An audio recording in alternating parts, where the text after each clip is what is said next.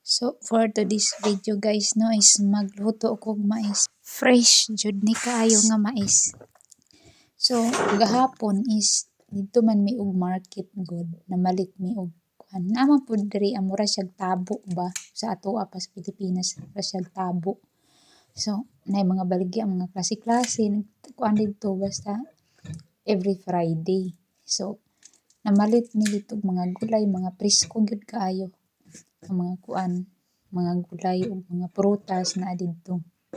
So karon nakita man ko aning mais. So perti jud na akong lipayan no. So gahapon pag uli gud namo dinhi sa amo ang apartment is nagilungag jud ay nako na mura jud ko mag kuan kay aram man jud sa presko gud mo kanang mais. So ako dai na siyang gilungag. So tulo ra na siya ka buok no ambot og pilay presyo ana kay ako mangbana mo bayad ako ray mamili wa siya pili og unsay ako ang paliton. So mao na iya ra nang bayaran. So ako nang gibutangan og asin.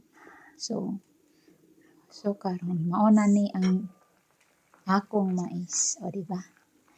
Ako ra gyud mukaon ani guys kay di man gyud siya mukaon og mais. So ako ray mukaon kay musangit-sangit ba ni sa ngipon so ang iyang so kay luto naman ang atong mais no is mo syempre kanon gyud ni nato alangan mag atong pabahawon pa di na wa nay bahaw-bahaw pa kanon gyud ni nato.